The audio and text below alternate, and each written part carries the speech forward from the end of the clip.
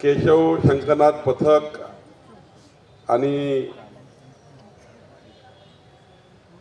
आज ज्या पद्धतीने आपल्या सर्वांना या शंकरनाथ पथकाच्या माध्यमातून मर्यादा पुरुषोत्तम प्रभू रामचंद्राच्या अवधपुरीच्या प्राणप्रतिष्ठा सोहळ्यामध्ये आपला सहभाग हा खरं तर महाराष्ट्राला उंची देणारा आहे आणि त्यामुळे महाराष्ट्राच्या 12 कोटी जनतेमार्फत मी आपल्या केशव शंकरनाथ पथकांचं मनापासून अभिनंदन करतो, आपले धन्यवाद देतो की आपल्याला या सोहळ्यामध्ये सहभागी होण्याचा एक मोठा मान मिळाला आहे। आणि मला वाटतं 18 तारखेला आपण आपला प्रवास सुरू करणार आहोत आणि हा प्रवास अशा दिशेने आहे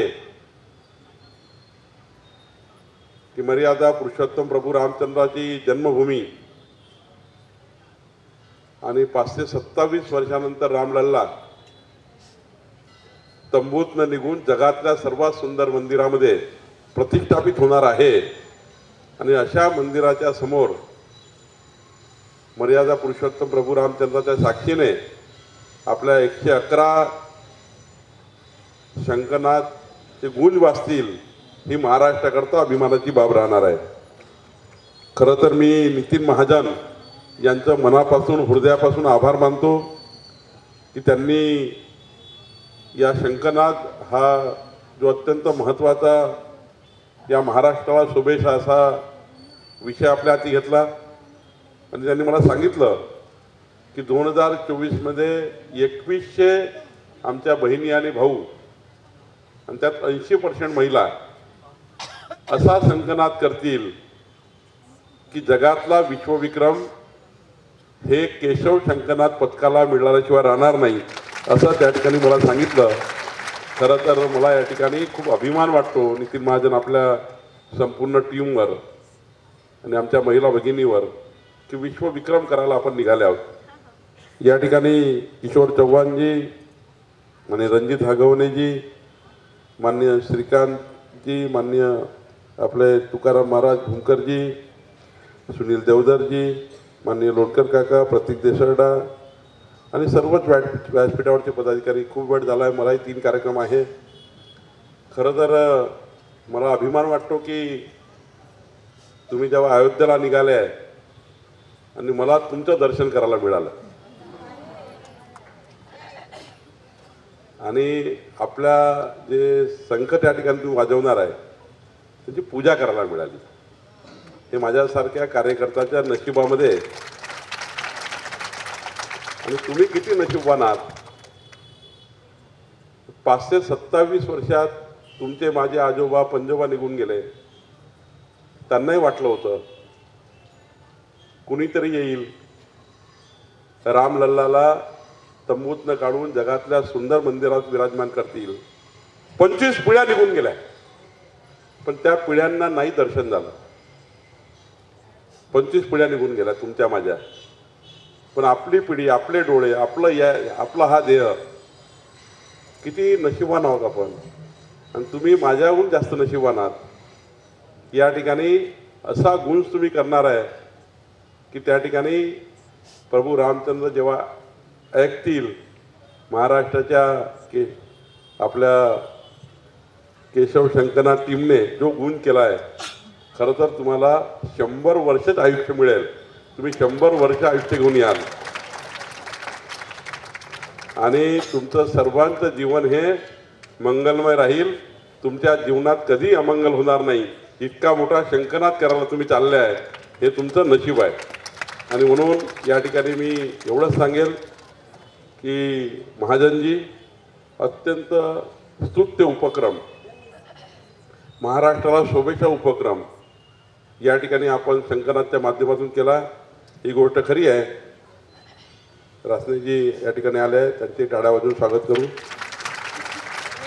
मी त्यांना शंकर देऊन त्यांचे स्वागत करतो।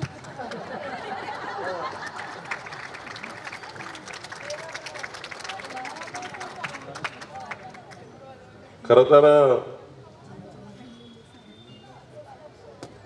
या ठिकाणी सुनील देवधरांनी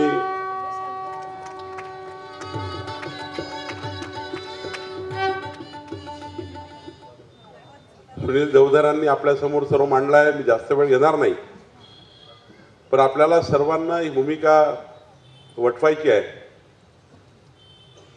ही गोष्ट खरी आहे. 22 जानेवारी जी आपल्याला दिसत आहे, 22 जानेवारीची प्राणप्रतिष्ठा जी होणार आहे, जर आपण मोदीजींच्या नेतृत्वातलं सरकार नसतं आलं तर कधी हे आपल्याला हा दिवस बघायला नसता मिळाला.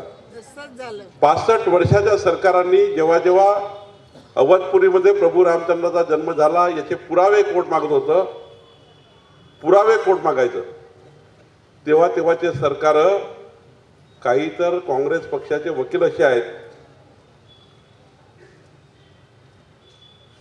आता मी काही इथे राजकारण करायला आलो नाही आहे, पण तुमच्या माहिती करता रामलल्ला काल्पनिक आहे, राम सेतू काल्पनिक आहे, ही कल्पना आहे असे म्हणणारे सुद्धा या देशामध्ये तयार झाले. त्याचा निषेधाचा दिवस खऱ्या अर्थाने आपला हा 2024चा आहे.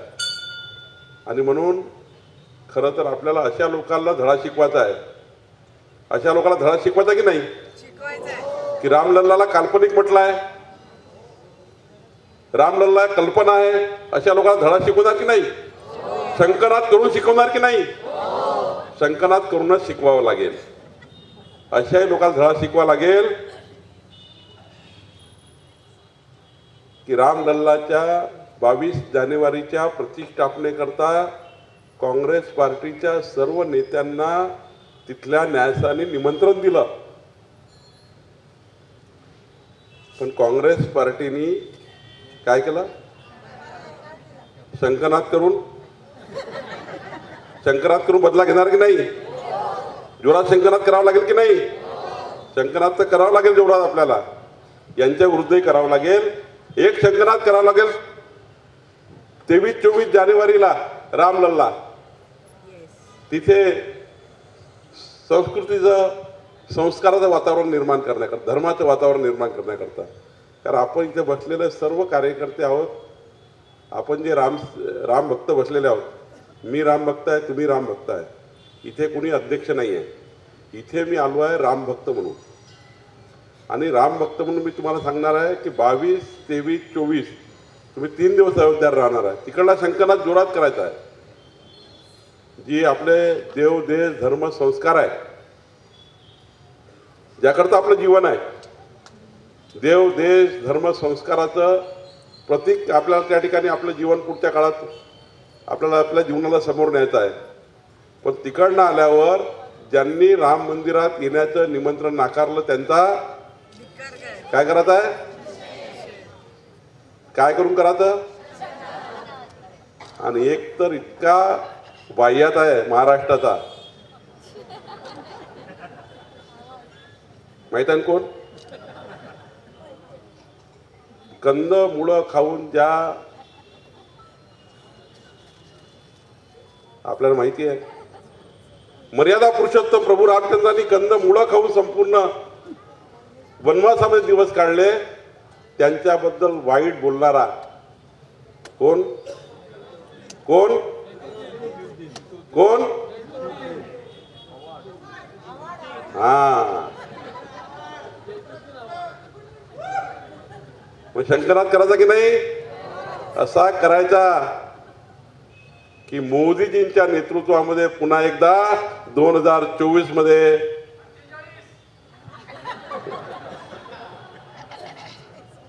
वाह. आणि म्हणून या ठिकाणी शेवटी अशा लोकांना धडा शिकवण्याची गरज केशव शंकनाथला आली आहे.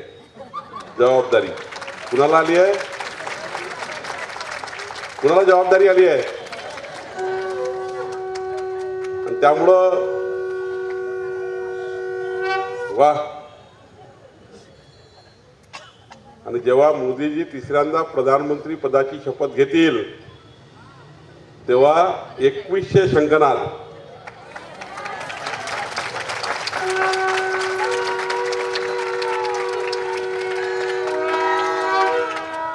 त्या कार्यक्रमाला मी 100% हजर राहील.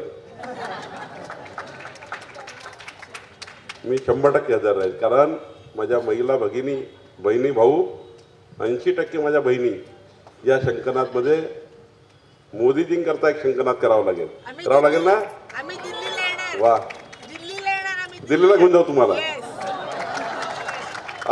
111 तर आज चालले आहेत महाजनजी, पण 2100 अयोध्येला दर्शन करण्याकरता नेण्याची जबाबदारी भारतीय जनता पार्टीची आहे.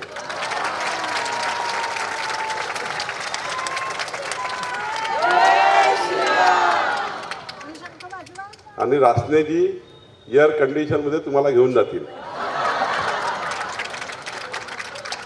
आम्हाला खटाऱ्या गाडी नको. प्रभू रामचंद्राचं दर्शनाकरता सर्वांनी जायचं. जायचं की नाही जायचं? 111 तर महान आहे, तुमचं आम्ही पूजनच करू आल्यावर. पण नंतरही जे महाजनांनी सांगितलं की 2100 शंखनाद या ठिकाणी आमच्या महिला भाऊ करणार आहे, त्या सर्वांना अवधपुरीमध्ये रामलल्लाच्या दर्शनाकरता सुद्धा आपण सर्व सोबत जाऊ. शेवटी नेण्याची गरज नाही आहे, आपल्या सर्वांच्या भावना त्या ठिकाणी आहे. एक मात्र नक्की करा, 22 जानेवारीला या ठिकाणी मांडला आहे, जेव्हा गुगलवर भारत देश दिसेल. आता बघा, इंदोरमध्ये 1 कोटी दिवे लागणार रस्त्यावर. 1 कोटी दिवे रस्त्यावर, 1 कोटी दिवे लावण्याचा निर्णय इंदोरकरांनी घेतला आहे. 1 कोटी दिवे. सायंकाळी 7 वाजता हा देश असं एकही घर नको की त्याच्या घरी 5 पंत्या लागल्या नाहीये. आकाश दिवा, पुन्हा रामलल्लाच्या नावाचा आकाश दिवा. जगातली सर्वात मोठी दीपावली. माझ्याकडे मी महालक्ष्मीचं एक चांगलं संस्थान आहे, तिथे आम्ही 6000 किलोचा राम हलवा एका कढईमध्ये एक स्पेशल कढई तयार केली आणि एका कढईमध्ये 6000 किलोचा राम हलवा. म्हणजे आतापर्यंत देशात कधीही एका वेळी 6000 किलो राम हलवा एका कढईमध्ये झाला नाही. तितका राम हलवा आम्ही त्या ठिकाणी तयार करतो आहे. आणि हाही एक असा आपल्या ठिकाणी धर्माचं काम आपण करण्याचा प्रयत्न करतो आहे. मी पुन्हा एकदा असे खूप कार्यक्रम होणार आहे. आपण सर्वांनी या ठिकाणी 22 जानेवारीच्या या शुभमुहूर्तावर सर्वांनी भाग घ्यावा.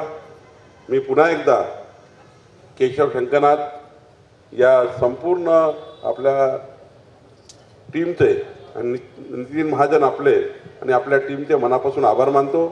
आणि जास्त वेळ न घेता काही शंखनाद 7 प्रकारचे आहे ना, 7 प्रकारचे शंखनाद 2-2 मिनिट ऐकू, 1-1 मिनिट ऐकू, कारण मलाही कार्यक्रमाला जायचं आहे. मी पुन्हा तुम्हाला जे अयोध्येला प्रवासाला निघाले त्यांना उदंड आयुष्य लाभो हीच प्रभू रामचंद्री प्रार्थना करतो. खूप खूप धन्यवाद.